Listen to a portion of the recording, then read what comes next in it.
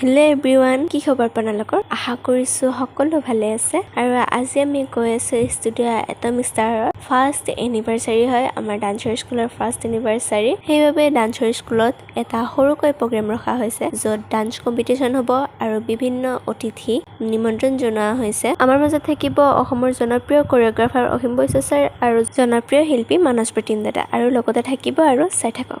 এতিয়া আমি আহি পালোঁ, সকলোৱে বাৰু কামত লাগিছে আৰু এইফালে পাঠ পঢ়ি আছে। আমাৰে অকণমান অহাত দেৰি হ'ল, চ' এইফালে সকলোৱে কামবিলাক কৰি আছে আৰু চাই থাকক। এইফালে ছাৰ আছিলে আমাৰ। নমস্কাৰ, মই সুন্দৰ। আজি আমাৰ studio' demonstration first anniversary morning কাৰ্যসূচী চলি আছে। বৰ্তমান ধুনীয়া পূজা পাঠ চলি আছে। আমি ধুনীয়াকৈ কৰি আছোঁ ফুৰি মেলিকে। অকণমান দেৰিকৈ আমাৰ 3টা বজাৰ পৰা আৰু এখন সাংস্কৃতিক অনুষ্ঠান ষ্টাৰ্ট হ'ব আমাৰ ষ্টুডিঅ' ডেমনষ্ট্ৰেশ্যনত।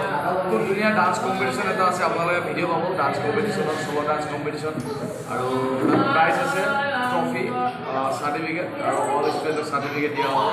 লগত গেষ্ট আছে আমাৰ অসমৰ জনপ্ৰিয় পৰিচালক অভিনেতা হিমাংশু প্ৰসাদ দাস দাদা, আৰু লগত আছে আমাৰ লিজেণ্ড অসমৰ একদম জ্যেষ্ঠ কোৰিঅ'গ্ৰাফাৰ নৃত্য পৰিচালক অসীম বৈশ্য দা আছে, তেখেত আহিব। আৰু লগতে আমাৰ কণ্ঠশিল্পী মানস প্ৰতীম, মোৰ দাদা মানস প্ৰতীম আমাৰ মাজত আহিব। আৰু বডি বিল্ডাৰ ৰবি দাস আহিব, কোৰিঅ'গ্ৰাফাৰ মনোজ বন্দা আহিব, আৰু লগতে আৰু কোন আহিব আপোনালোকে দেখা হ'ব ভিডিঅ'ত, চাই ল'ব। Thank U.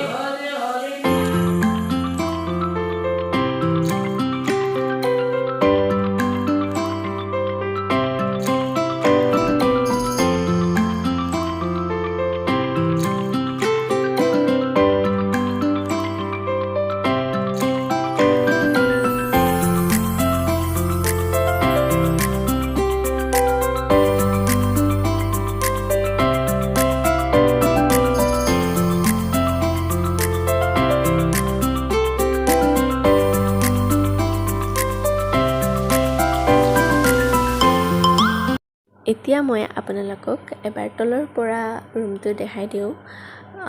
কেনেকুৱা লাগিছে প্লিজ কমেণ্ট কৰি জনাব।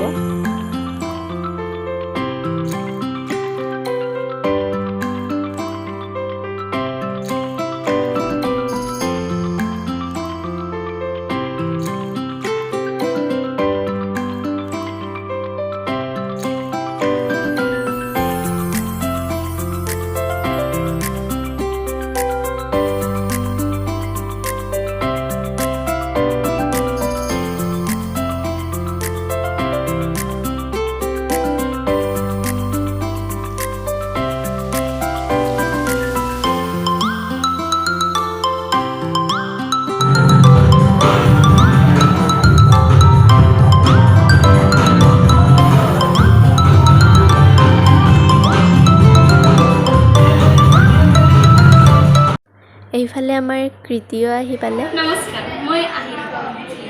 কেনেকুৱা লাগিল আহি? ভিতৰত সোমাই নললো।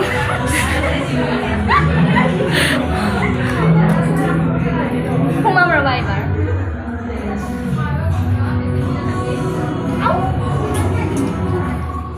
এতিয়া আমি ডান্স কম্পিটিশ্যনৰ কাৰণে ড্ৰেছ চেঞ্জ কৰি আছিলোঁ, আৰু দেখিছেই আমাৰ অৱস্থা গৰমত একদম। এতিয়া আমি সকলোবোৰ ৰেডি হ'লোঁ।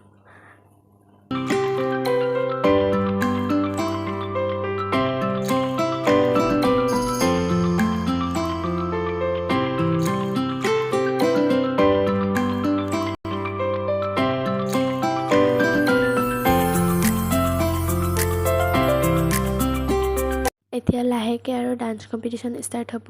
ডান্সবিলাক দেখা পাব আপুনি।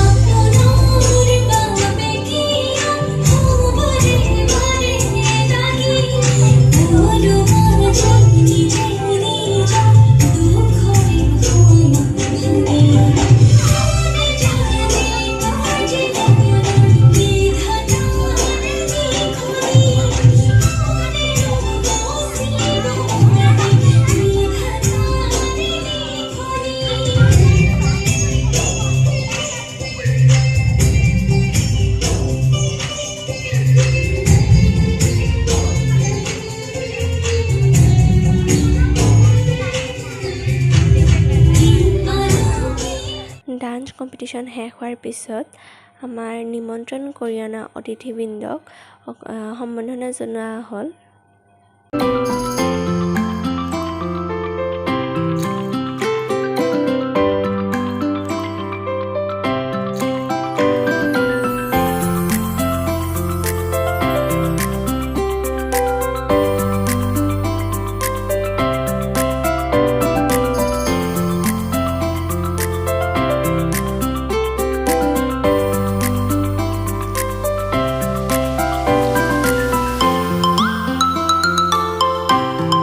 তাৰ পাছত আমাৰ ডান্স কম্পিটিশ্যনৰ হৈ যোৱা ফলাফলসমূহ ঘোষণা কৰিলে।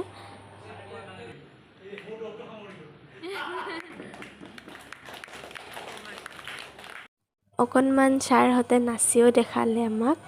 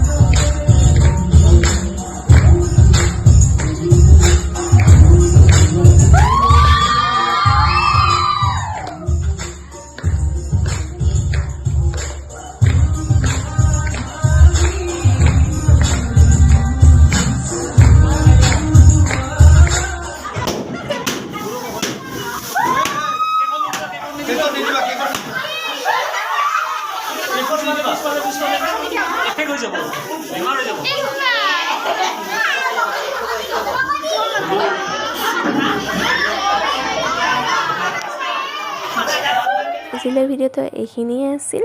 প্লিজ কেনেকুৱা পালে কমেণ্ট কৰি জনাব আৰু লাইক এণ্ড শ্বেয়াৰ কৰিবলৈ নাপাহৰিব। আৰু যোনে যোনে মোৰ চেনেলটো ছাবস্ক্ৰাইব কৰা নাই প্লিজ ছাবস্ক্ৰাইব কৰি দিব আৰু কাষতে থকা বেল আইকনটো বজাই দিব। Thank you, bye by.